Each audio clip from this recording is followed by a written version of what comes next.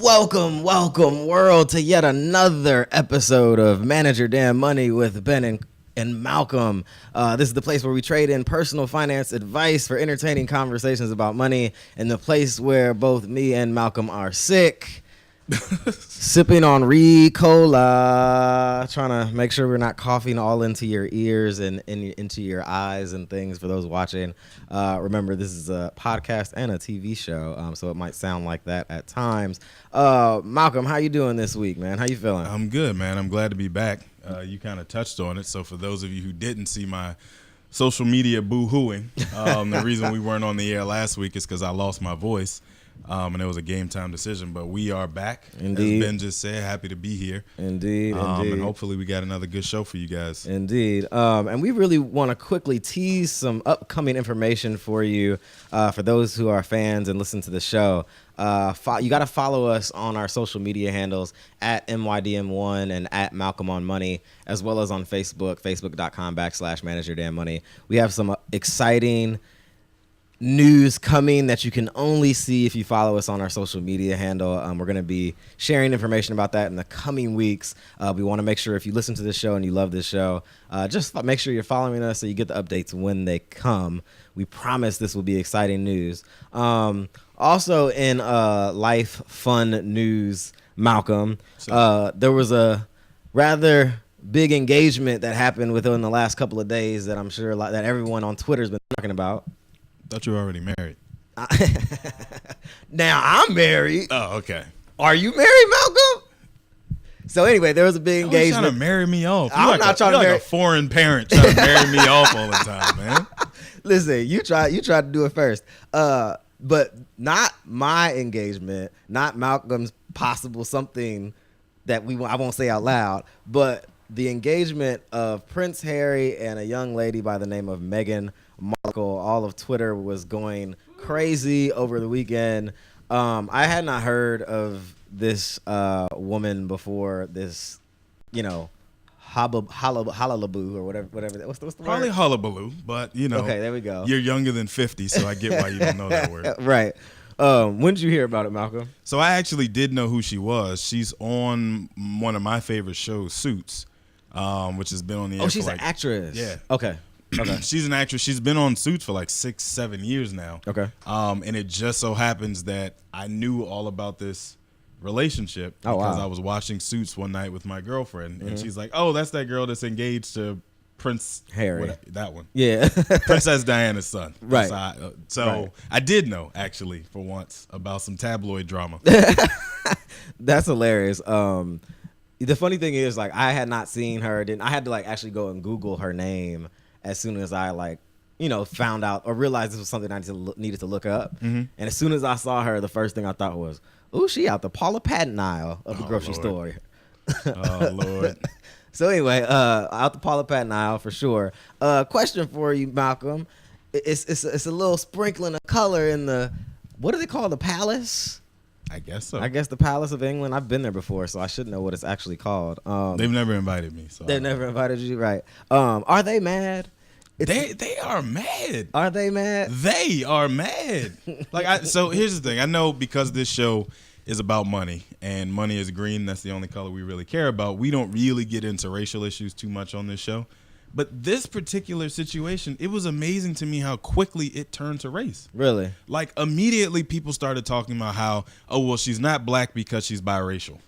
And, oh, well, she's not that black because her hair is straight. and it was like, oh, my God. Yeah. Instead of saying, oh, my goodness, I'm so happy for this girl whose life is about to be changed dramatically. I mean, she's now a princess. She's royalty. Yeah.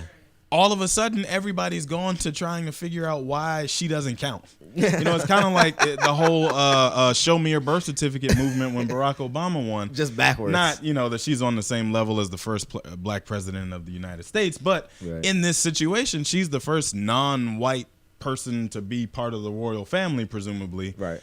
Which is equally a big deal for folks. But instead of just saying, I'm excited for her, congratulations, you go, girl. Right. Everybody's like trying to find ways to diminish, her being there. And I was like, Jesus, man, let it breathe for 2 seconds. Yeah, maybe a symptom of people trying to, be too woke in one way or another, rather than just enjoying the news for what it is. Well, Shea Butter Twitter got to chill. Indeed. We want to remind folks you're listening and watching Manage Your Damn Money with Ben and Malcolm. On this episode, the conversation at hand, hot topics in the news. We just thought it was important to kind of go through some things that are happening right now, up to date, getting updates on my phone just now about something. Speaking of that, it is time for headlines. Trump's pick for Consumer Watchdog Bureau orders freeze on hiring and rulemaking. This was actually a story that I pulled yesterday. The White House and Consumer Financial Protection Bureau are in a standoff over who will become its acting director, either Leandra English or Mick Mulvaney. And this was from a story from the Washington Post by Renee Marie. White House Budget Director Mick Mulvaney said he ordered a 30-day hiring freeze and delay of rulemaking and other actions at the Consumer Financial Protection Bureau on his first day as boss of the Consumer Watchdog. And whether he remains in charge of this remains unclear. A day earlier, the agency's chief of staff, Leandra English, filed suit claiming she is the rightful acting director in the wake of the former director, Richard Caudre's departure. So essentially, she was put in charge by the person who was leaving. And then the leadership of the agency was thrown into doubt last Friday when Caudre stepped down as the CFPB director and said English would temporarily replace him. A few hours later, President Trump named Mulvaney the office management and budget director and a longtime critic of the CFPB to the job, which is ironic. I'm getting named to the job of the thing that I criticize. But that is the MO for all of the people he's appointed to the various positions. Well, not all, but a lot of the people he's appointed to their various positions have been outspoken critics of the organization that they're now heading, and have even in some cases, like Scott Pruitt, sued the organization that they are now the head of, right? Which is just befuddling to me. But, anyway, continue. Right, exactly. So both sides are pointing to the fine print in dueling federal statutes to declaim over authority and powerful. And this is the biggest bureau that has control over the banking industry. And the English filed suit late Sunday asking for a temporary restraining order to prevent Trump from appointing Mulvaney as acting director. And then this is actually pretty hilarious.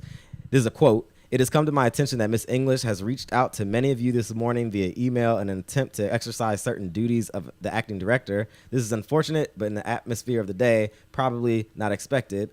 Please disregard any instruction you receive from Ms. English in her presumed capacity as acting director." And Mulvaney also asked CFPB employees to report any additional professional communications from Ms. English to the general counsel's office. So what happened was English sent an email to the staff saying, "I'm the new person." I think she said, "Happy Thanksgiving," and then signed it acting director, as to imply she was in charge. And then he came behind it and sent it to the very same list and said, "Hey, I'm in charge, not her. Don't listen to her." So it's like an incredibly absurd argument as to who's in charge, and the reason why this is important, Malcolm, I think we should give people an explanation. It's the Consumer Financial Protection Bureau. Right. What is that?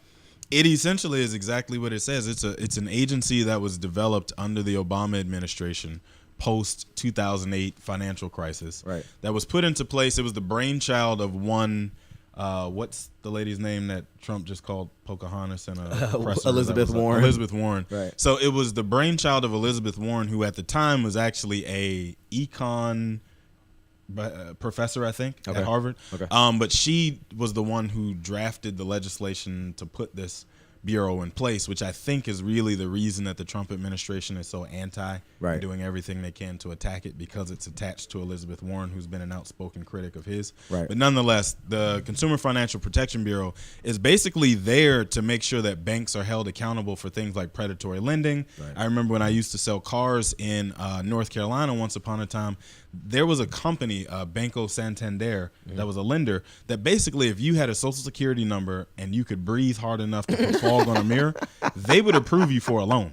Okay. Your interest rate was 29.99% on the top end, which you don't have to be any kind of financial genius to understand that is literally impossible to ever pay off that car. Because what would eventually happen is if you took out a 6-year loan, you're going to end up paying more in interest than that car is actually worth. Right. So you paid for the car twice over. Mm-hmm. So anyway, the Consumer Financial Protection Bureau was put in place to make sure things like that didn't happen.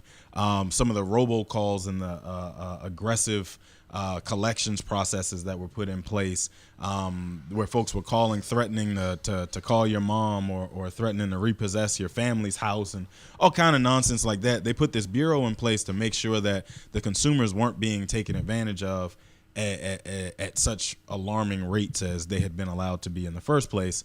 Right. And now all of a sudden we see the administration that's come in after Obama put this in place saying, well, you know what, we don't really need to worry so much about protecting consumers. They got it under control. Right. And actually, literally as I was walking into the show, there was an update on this story in terms of who's actually in charge. And the piece was, again, from, I think, the Washington Post. It just says a federal judge refused to block President Trump's choice for budget director Mick Mulvaney from serving as acting director of the prominent federal consumer watchdog agency on Tuesday, denying a request by Leandra English, the number 2 official at the Consumer Protection Financial Bureau, to serve as its head. So it seems as if... but here's why that's super interesting. Go ahead. So Leandra English filed a injunction to reinstate herself, basically, as the head of the CFPB. Right. The judge who struck it down and didn't even give it really a moment's thought was installed by President Trump back in December. Man, wow. So it was his very first test of his loyalty to the guy that gave him the job. Wow. And he passed with flying colors, apparently. Chickens are coming home to roost here. Because he said to her, she read the letter, the response on the air.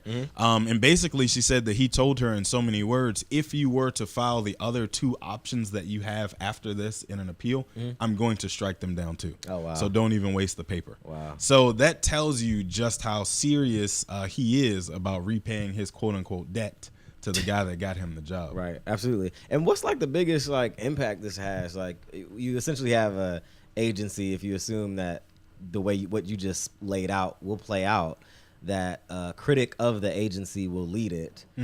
What does the average person have to glean from that, and what does it mean for you?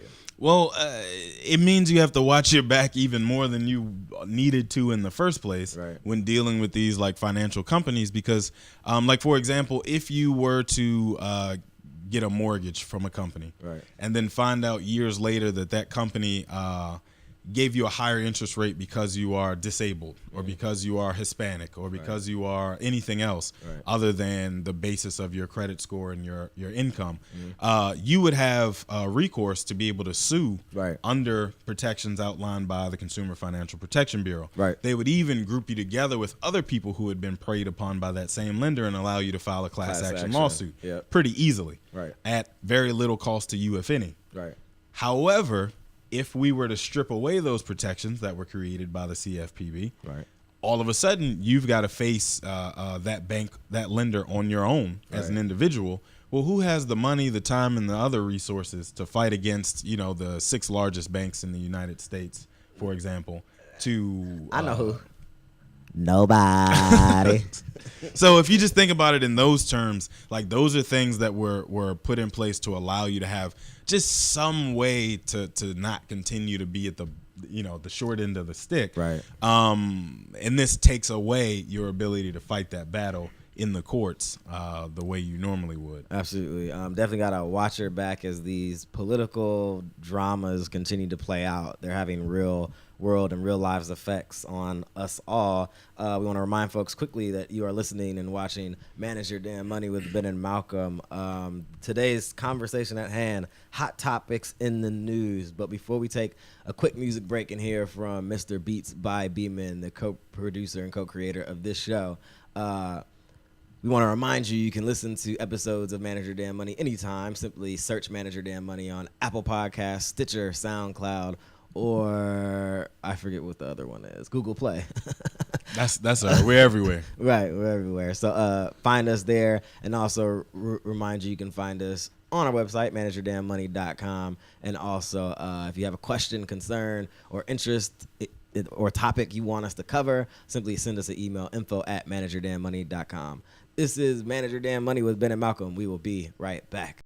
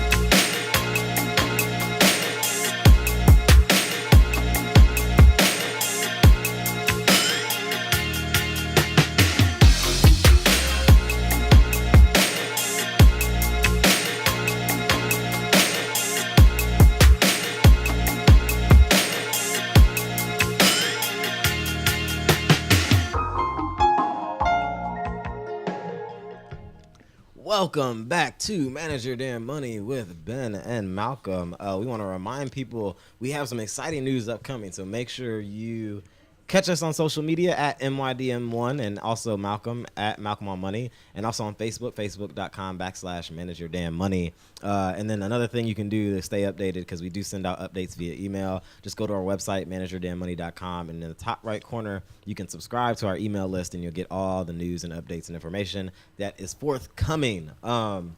So today's conversation at hand, Malcolm, hot topics in the news. Every now and then, it's important to take stock of what's going on around you, which is why we always try to include news of the day in our conversations about money. In this episode of MYDM, we are exploring hot topics in the news of the world and in personal finances to ensure you're up to date and informed as 2017 comes to a close. So the first thing that we thought was interesting that people should know, particularly those living in New York City, and as you've mentioned on this show before, 1 out of 8 people in the United States lives in New York City, apparently. Or some New York City, LA, and DC. Right. So one of those 3 places, but so New York City specifically, job applicants have one less thing to worry about. If you're considering searching for a job in the new year, consider this. Women at Forbes had a piece by Georgine Huang, which recapped the news from late October or early November, that New York City-based employers are no longer able to ask prospective hires about their salary history. Woo! That's incredible. That's like a small. That's actually a pretty big win. The city council passed the bill back in April, and the law went into effect in early November, following an executive order signed by Mayor Bill de Blasio last November that banned city agencies from asking for salary histories during their job application process. New York City becomes the first city in the United States to prohibit employers from inquiring about a job seeker's and job applicant salary histories. The very first city. That's crazy.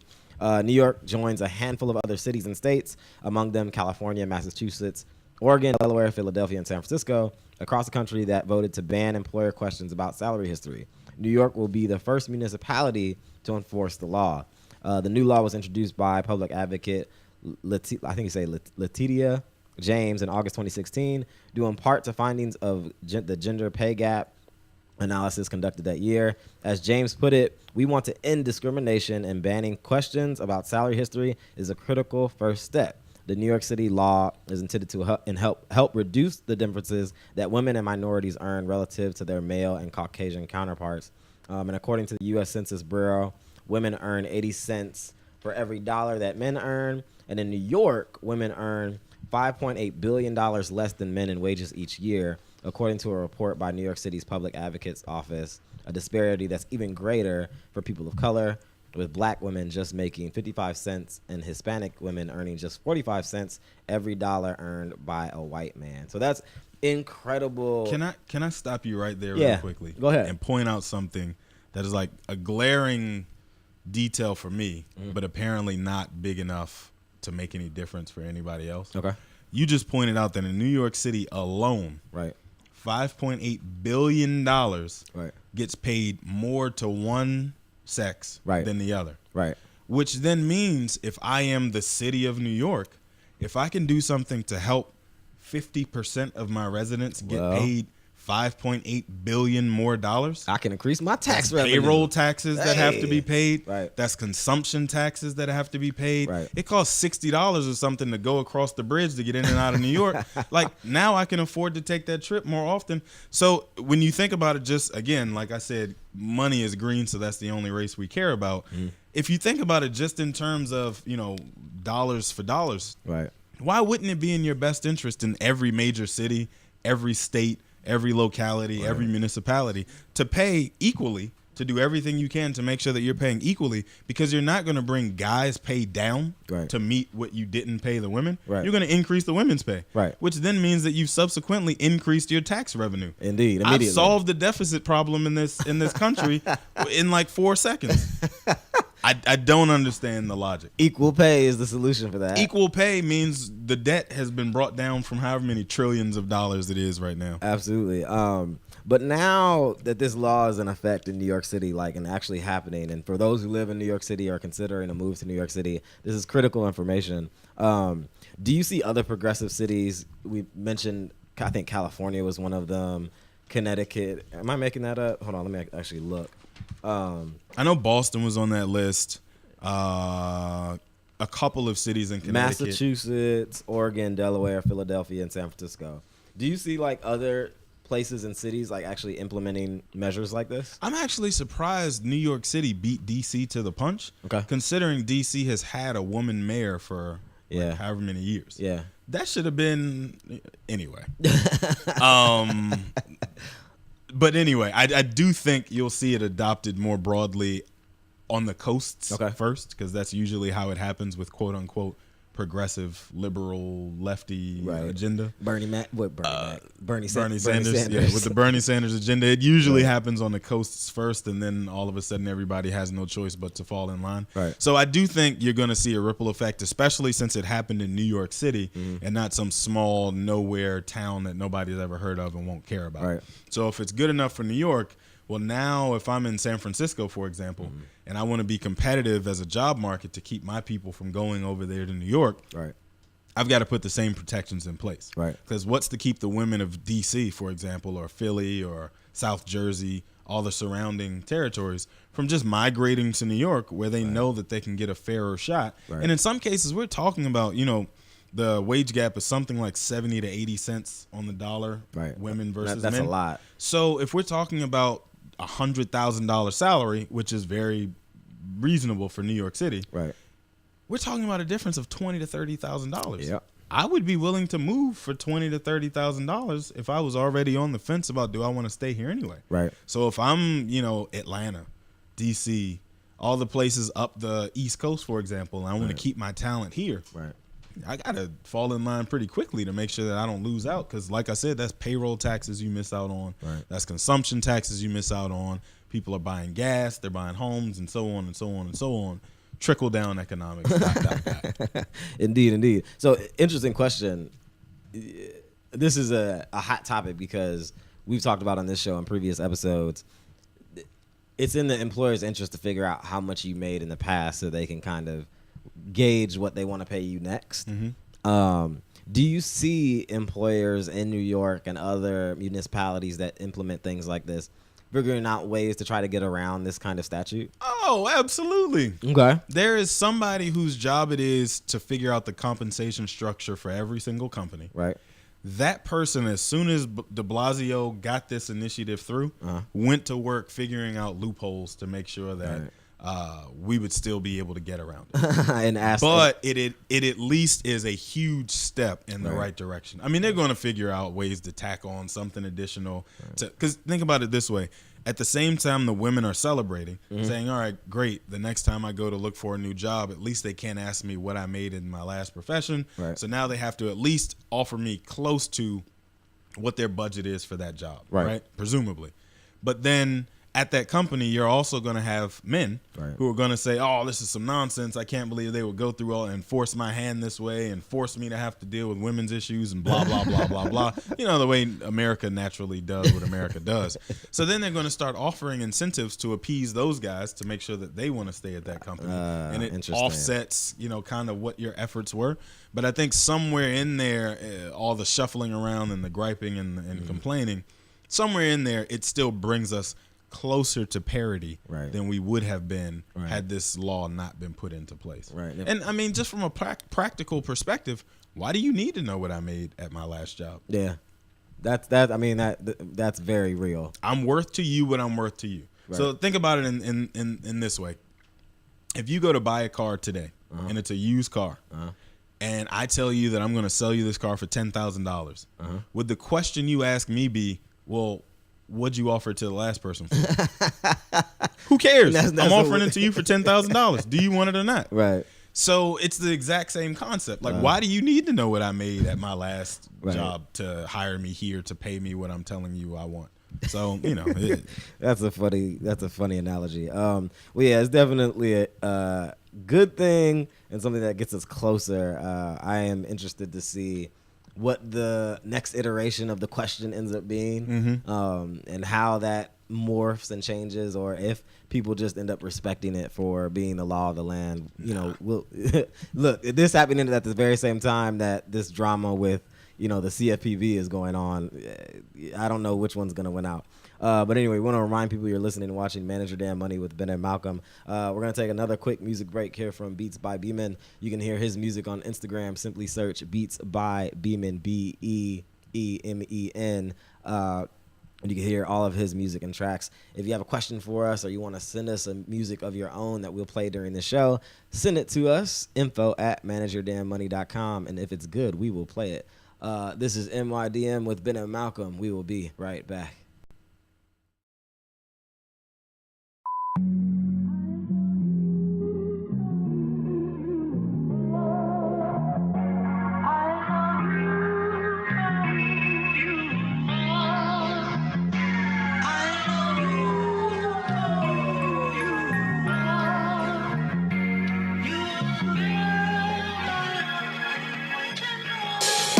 Now listen.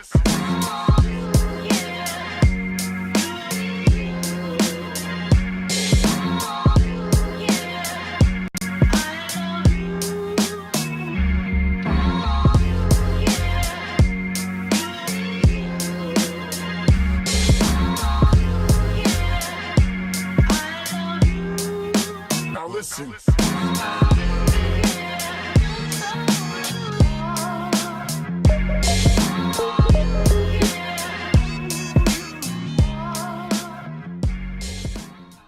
Welcome back to Manage Your Damn Money with Ben and Malcolm. Today's conversation at hand, simply hot topics in the news. We're here with Sick 1 and Sick 2, so if we sound different, it's because it is that season, and I got over this weekend. The wife was sick, and that's all right. Will can touch it up. We'll touch our voices up when you put hear some us. Auto tune on my mic. Right. The last story for this show, hot topics in the news. It's a Forbes headline by Laura Heller, which reads: "Shoppers spent $1 million per minute at the peak of Black Friday." Of course, Malcolm, we just had Thanksgiving last week. And everyone always gets geared up for the shopping season immediately after the holiday shopping season. This was a November 25th piece recapping the immediate sales numbers of Black Friday. There was no need to even leave the house as shoppers enthusiastically clicked to buy in record numbers. Not only did they start early for the weekend, they began clicking at the rate of 2,800 orders per minute, spending $1 million per minute at the peak of Black Friday, according to Shopify, an e-commerce platform. Online spending remained high on Fridays as crowds in stores were thinner than the past. Malcolm, did you do any Black Friday shopping this past week? Yes and no. Okay. I did Cyber Monday. Okay. But I didn't physically go anywhere or buy anything. I'm part of that group you're talking about who just got to clicking. Right. Because I don't understand for the life of me why people need to be out on the day after Thanksgiving. Right. to get a 72-inch TV. Like, I mean, Jesus. I actually have a story about that. But I'm gonna continue on with the story. Wait, well, 1 second. If I can Go ahead. go off on that for 2 seconds. 2 seconds. I really don't understand and can't stand the fact that retailers require their employees to come in on Thanksgiving night early at like 12 p.m., 1 p.m. to get set for people to come in at like 6 p.m. After we didn't even eat dinner until after 6 p.m. in my house. Right. So why are people like so greedy that they're requiring their employees to be there and miss all of Thanksgiving with their families just so that you like remember when Black Friday you used to get up at like 5 a.m. maybe 6 a.m. to be at the store to get the thing, and then it became midnight on Thanksgiving, and then it became 8 p.m. and 9 p.m. and now it's like 6 p.m. doorbusters, and man, that TV is going to be there. Like, you don't really need me at Best Buy an extra 6 hours early to sell 2 extra TV. The people are going to come when you open the door. Right. So you retailers are the ones responsible for people missing the Thanksgiving holiday with their families just so that you can sell your TVs faster than everybody else sells theirs, even though you're all going to sell the same TVs anyway. So, like, what difference does it really make? And you people shopping, going out at 6 p.m. on Thanksgiving, stop it. You are the problem. You are the reason that they're opening the doors earlier and earlier and earlier because you keep showing up trying to save $6 on a TV. Like, who cares?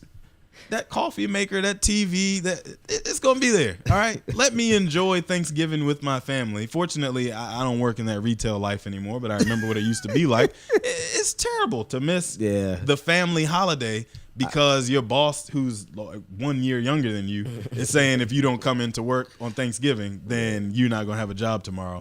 And you're like, man, I need this check. So sorry, Mom, put some turkey in a baggie and I got to go.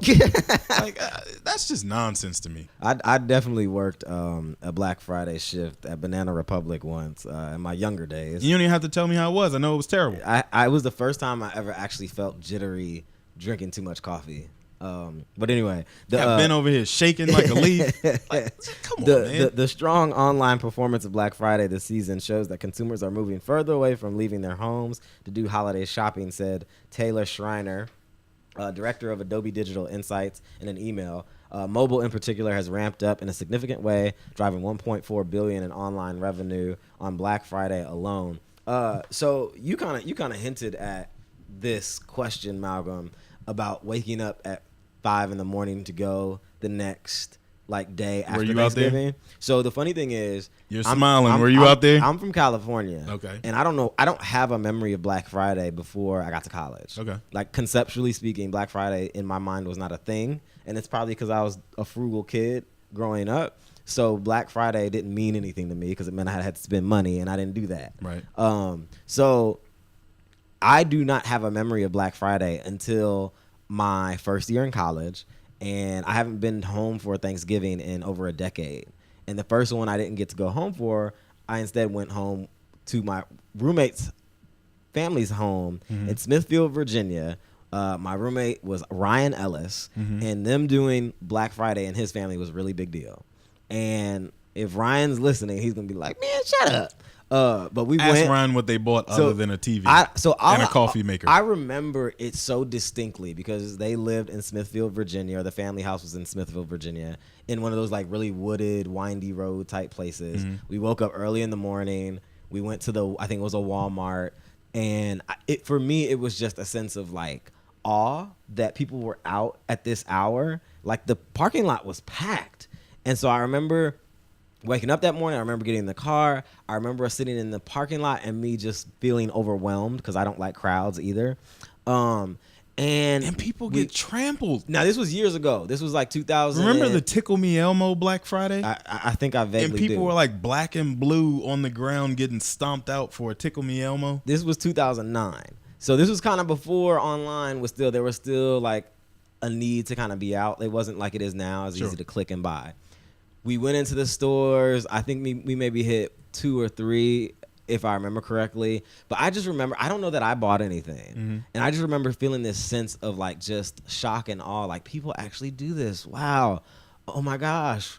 And, part of it obviously is a thrill. The next time, I don't know that I really did it ever again that I can remember that was important enough to recall, except for another time several years ago. I was with my girlfriend, now wife, and her mom.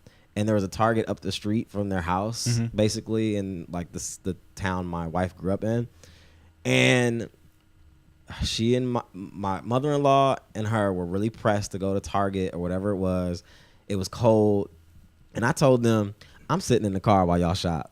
And I sat in the backseat of the car with a blanket and just laid down and waited for them to come back with a vacuum cleaner and a TV that neither of things that she might have needed a vacuum cleaner. Right. But other than that, whatever they came back with, they didn't need.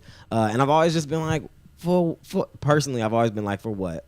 I didn't actually buy anything this Black Friday at all. Like, I bought a jacket that I had been looking at for the last month, and it came in the mail, and I didn't like it, so I'm about to send it back. And that's the extent of my Black Friday shopping. So Cyber Monday, I did buy a suit. Okay. Online Well, from my favorite dress clothes store. Mm-hmm. However, it was a suit that I've been eyeing since like February or March. Oh, that's a long time. And well, because it's a lot. I don't like spending that much money at one time. Right. And just, so since February or March, I've convinced myself that I don't need it. Right. And so finally, like, I'm looking at it, and I had a discount code for Cyber Monday, and I have a coupon that they sent me a while ago that I've been sitting on. And so I actually was like, nah, like I'm still not buying it. It ain't enough. And then finally I said, you know what? If I don't like it enough at 40% off, Right. I'm never gonna buy it. Right. So I decided to go ahead and pull the trigger, and now I participated in 10 months later. Well, that's how long it takes to separate me from my coins sometimes, depending on what it is you're trying to sell me. That's funny. Well, anyway, enough of our reminiscing on our own Black Friday memories. The history of Black Friday specifically is a shopping day for a combination of reasons. It's the first day after the last major holiday before Christmas, and it marks the unofficial beginning of the Christmas holiday shopping season. Additionally, many employers give their employees the day off as part of the Thanksgiving holiday weekend, and that's from Wikipedia. And then also, we went and looked somewhere else for some information. Historians believe the name started Black Friday in Philadelphia in the mid-1960s. Bus drivers and police officers used quote-unquote Black Friday to describe the heavy traffic that would clog city streets the day after Thanksgiving as shoppers headed to the store. So, like, describing congestion. And then, according to an alternative explanation, Black Friday is a day when retailers finally begin to turn a profit for the year. This one makes a lot of sense. In accounting terms, operating at a loss, losing money, is called being in the red, because accountants traditionally use red ink to show negative amounts or losses. Positive amounts, which are profits, were usually shown in black ink. Thus, being quote-unquote in the black is a good thing because it means stores are operating in the profit and making money. So to make that simple, stores basically are operating at a net loss all the way through the year, Right. traditionally, Right. until they get to about the end of November. Right. And then everything they make from November until December 31st Right. is what has them technically at making a profit. Right. So for 11 months out of the year, you're operating at a loss. Right. And then all of a sudden November rolls around and you finally get into the positive. Right. That's essentially the phrase Black Friday, and why it was so widely Right. accepted and used and lauded by retailers. Indeed. So like you kind of talked about it, like we're particularly stingy with our money, and it takes you look at something for 10 months before you buy it. I took at least a month before I bought something that I'm going to end up returning. What's the appropriate attitude for people to have as we slide into holiday buying, gift giving and buying season with, food to be purchased, drinks to be had? What's the appropriate attitude to have when it comes to like your pockets? So I personally believe there's a best time to do everything. Mm-hmm. Like how you see all the Twitter posts or whatever about the ideal amount of days ahead of time to buy an airline ticket. Right. Or my own personal theory is that the best time to buy a car is when there's snow on the ground. Okay. So like there's those kind of things. Mm-hmm. I think that the best time to buy these major appliances, these consumer goods, is probably during that Black Friday to Christmas stretch. Okay. But I don't think necessarily that it is only on Black Friday, Right. or only on Cyber Monday. Okay. I think that if you really paid attention to the numbers, you would notice that a lot of times they're giving the stuff away for similar discounts regardless of which day you catch it. So if I like decided I wanted to buy a new TV and it's June or July, Right. I would wait all the way until November 25th or whatever Thanksgiving is to really look at, am I going to buy this new TV? Right. Or coffee maker or whatever. Like, I would wait for those larger consumer goods until that particular time, since I know every year, like clockwork, Right. people are going to lose their minds. The stores are going to open up 3 days before Thanksgiving soon. Right. And then I can get that same discount, ahead of time. And even on the back end. And right, so the day after Christmas Right. is actually the best time to buy all this stuff. Right. But at that point, you kind of look like the tightwad that showed up the day after Christmas with the Christmas presents. Right. But depending on who the gift is for, how far away they are from you, Right. they might not know that you bought it on the 26th versus the 1st. So hey, Absolutely. It's interesting because I feel like I actually read a story. We were doing some research at home, and to your point about when snow's on the ground, apparently one of the best times to buy a house or to like put an offer in on a house is in the winter time when it's cold, particularly like during the holidays, like right around Christmas. They were saying like put an offer in on Christmas because number one, people are feeling generous, and number two, people might not care and they just might be happy to close the deal. but the problem with that is everybody's realtor knows that is the thing. That's true. And so they tell a good realtor Right. will tell their client to wait until the spring to Right. put the house on the market Right, anyway, right, because that's when they'll be able to sell it for the most amount of money. Indeed. And then you said you texted me this weekend and you asked me to make a call. You were out doing something.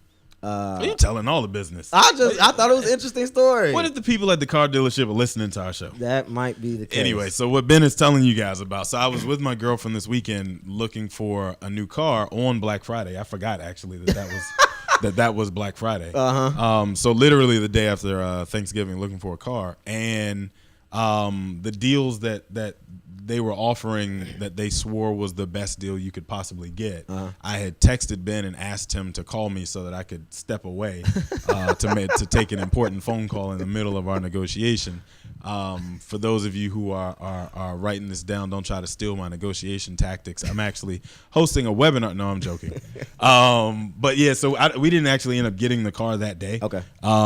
So I guess technically it's not a Black Friday steal. Right. But to the point I was making before, the deal that they were offering was like from November 24th or something through like the end of the year. Right. So it's not even Black Friday technically. It's just They the just end of the slapped year. Black Friday on it to get you to come in the door on Friday. Like, so, Right, absolutely. Well, that's interesting background on Black Friday. That's it for this show, Malcolm. Excuse me while I hack my lungs up. And we, again, want to remind folks, we have some exciting news coming, so make sure you're following us on our social media handles at MYDM1. At Malcolm on Money. And also on Facebook, facebook.com/manageyourdamnmoney. And then you can also subscribe to our email list. Just go to our website, manageyourdamnmoney.com. And in the top right corner, you can subscribe your email to our email list, and you'll get all the updates when news hits. We want to thank you once again for listening to our show. We really appreciate each and every time you listen. And if you have questions or comments, send it to us at info@manageyourdamnmoney.com. And also, always leave us a review on Apple Podcasts in particular. Good review with 5 stars. That helps our ratings go up and helps us get the show out to more people. I think that's it, Malcolm. That's all I got. That's all we got. This is Manage Your Damn Money with Ben and Malcolm. Until next time, be good with your money. Peace. Peace.